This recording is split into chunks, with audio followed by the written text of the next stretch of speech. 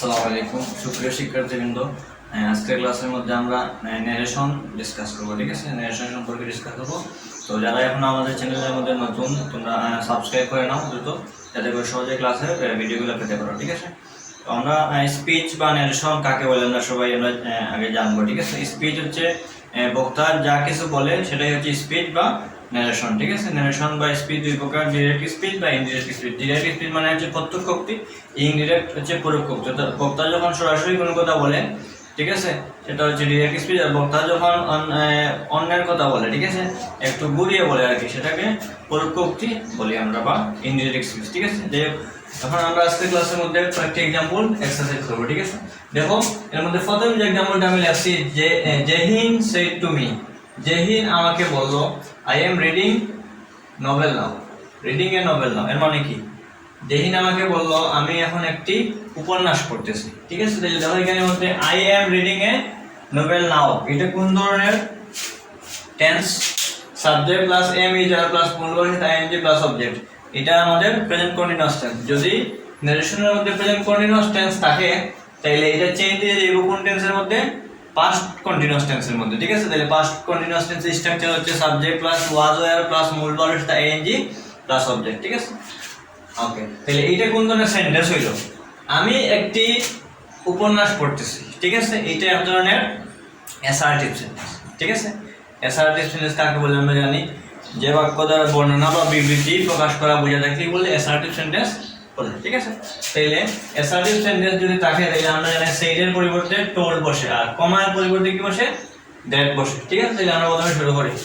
প্রথমে লিখলাম আমি জেহিন টোল্ড মি, এখানে টুল না লেখলেও সমস্যা নাই, টুলটা উদ্দেশ্য করে বোঝায়, না লেখলে কোনো সমস্যা নাই। জেহিন টোল্ড মি দ্যাট, এখন একটা সাবজেক্ট বসাইতে হবে। যেহেতু জেহিন আমাকে বললো আমি একটি এখন উপন্যাস পড়তেছি, সে একটি উপন্যাস পড়ছে। ঠিক আছে, তার মানে সাবজেক্ট হিসাবে এখানে আমরা জেহিন যেহেতু ছেলে বুঝাইছে, এখন সাবজেক্ট হিসাবে কি ব্যবহার করবো?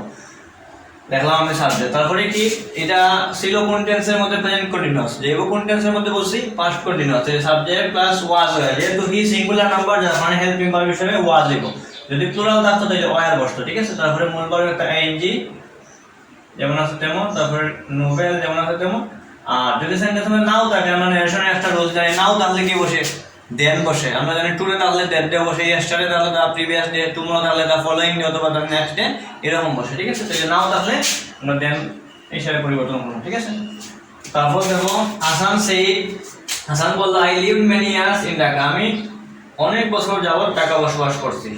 ঠিক আছে, তাইলে এইটা কোন ধরনের টেন্স? দেখো এখানে সাবজেক্ট হচ্ছে আই, লিভের পাস্ট ফর্ম হচ্ছে লিভ, তাহলে সাবজেক্ট প্লাস মূলভাবের পাস্ট ফর্ম মানে বি2 আছে এখানে বলে। ঠিক আছে, মূলভাবের পাস্ট ফর্ম প্লাস সাবজেক্ট, মানে এটা পাস্ট ইনডিফিনিট টেন্স। যদি আমরা ন্যারেশনের মধ্যে যদি পাস্ট ইনডিফিনিট টেন্স থাকে, এটা পরিবর্তন করিয়া পাস্ট পারফেক্ট যাইব। কোন টেন্সের মধ্যে যাইব? Past perfect. এখন পাস্ট পারফেক্টের স্ট্রাকচার যদি না জানো, তাহলে তুমি কিন্তু আনসার করতে পারবে না। তাহলে আমরা জানি পাস্ট পারফেক্টের স্ট্রাকচার হচ্ছে subject plus had plus B3 plus object, subject plus had plus মূলভাবে past participle form plus object. ঠিক আছে, তাহলে আমরা শুরু করি। এখানে এটাও কিন্তু একটা অ্যাসার্টিভ সেন্টেন্স। অ্যাসার্টিভ সেন্টেন্সে সেইটার পরিবর্তে কি বসে? টোল্ড, কমার পরিবর্তে দ্যাট বসাইলাম। হাসান যেহেতু এটা ছেলের নাম, এখন হি হইব, তারপরে সাবজেক্ট লেখা শেষ, এখন হেল্পিং ভার্ব হিসেবে হেড হইব, তারপরে মূলভাবে পাস্ট পার্টিসিপল ফর্ম লিভ যেমন আছে তেমন থাকবো, live many years in Dhaka যেমন আছে তেমন, আর কোনো চেঞ্জ হইতো না। ঠিক আছে, ইয়ার্স ইন ঢাকা। না বুঝলে তোমরা কমেন্ট সেকশনে বলবা যে স্যার এই জিনিসটা বুঝি নাই। ঠিক আছে, তখন আমি কিন্তু তোমাদেরকে সহজে নেক্সট ক্লাসের মধ্যে বুঝিয়ে দিতে পারবো। তারপর দেখো জনি সেড টু রনি, রনিকে বললো I am going abroad tomorrow, আমি আগামীকাল বাইরে বা বিদেশে যাচ্ছি। ঠিক আছে, এই দেখো I am going to, I আছে সাবজেক্ট, এম আছে মূলত আইএনজি আছে, এটাও কিন্তু প্রেজেন্ট কন্টিনিউয়াস টেন্সের মতো এরকম। ঠিক আছে, যদি প্রেজেন্ট কন্টিনিউয়াস টেন্স থাকে, আগে কি বলছিলাম? পাস্ট কন্টিনিউয়াসের মধ্যে দিয়েছিলাম, সেই এখানের মধ্যেও পাস্ট কন্টিনিউয়াসের মধ্যে। তাহলে জনি, এটাও assertive sentence, Johnny told Ronny, কমার পরিবর্তে লিখলাম দ্যাট, তারপরে জনিও ছেলে রনিও ছেলে, তাহলে সাবজেক্ট আমরা গেলাম হি, যেহেতু সিঙ্গুলার নাম্বার, হেল্পিং ভার্ব হিসেবে ওয়াজ হইল, মূলভাবে আইএনজি গোয়িং, তারপরে অ্যাব্রড যেমন আছে তেমন। আর যদি কইছিলাম আগে কি, যদি সেন্টেন্সের মধ্যে টু মনো থাকে, তাহলে কি লিখতে হয়? দা নেক্সট ডে অথবা দা ফলোইং ডে। ঠিক আছে, লিখলাম আমি দা নেক্সট ডে, শেষ। Johnny told Ronny that he was going abroad the next day. ঠিক আছে, তারপর তখন কি লিখলাম দে সেড টু মি, তারা আমাকে বললে we went to college yesterday, তারা আমাকে বললো আমরা গতকাল কলেজে গিয়েছিলাম। ঠিক আছে, এই দেখো সাবজেক্ট এইটা আছে, সাবজেক্ট এটা হচ্ছে মূল ভার্বের পাস্ট ফর্ম, এর মানে এটা past indefinite tense, subject plus মূল ভার্বের পাস্ট ফর্ম প্লাস অবজেক্ট, তাহলে কি জানি আমরা কোন টেন্স? Past indefinite tense. যদি পাস্ট ইনডিফিনিট টেন্স তাহলে আগের মতো কোন টেন্সে নিব আমরা? পাস্ট পারফেক্ট টেন্সের মধ্যে নিব। ঠিক আছে, তাহলে আমরা লিখলাম প্রথমে দে, এটা অ্যাসার্টিভ সেন্টেন্স, এইটার পরিবর্তে লিখব কি টোল্ড, দে টোল্ড মি, কমার পরিবর্তে দে টোল্ড মি, তারা গতকালকে কলেজে গেছে। ঠিক আছে, তাহলে তারা যদি হয় সাবজেক্ট হিসেবে আমরা কি বসাইমু? দে বসাইমু। তারপরে যেহেতু এটা পাস্ট পারফেক্ট নিব, সাবজেক্ট লেখার পরে হেড লিখতে হবে। ঠিক আছে, তারপরে মূল ভার্বের পাস্ট পার্টিসিপল ফর্ম গ, এটার প্রেজেন্ট ফর্ম হচ্ছে গ, পাস্ট ফর্ম হচ্ছে ওয়েন্ট, পাস্ট পার্টিসিপল ফর্ম হচ্ছে গান, গ ওয়েন্ট গান। ঠিক আছে, এটা পাস্ট পার্টিসিপল ফর্ম মানে এখন কি গান টু কলেজ। আর আগে বলছিলাম যদি স্টার্টে থাকে সেন্টেন্সের মধ্যে তাহলে কি হয়?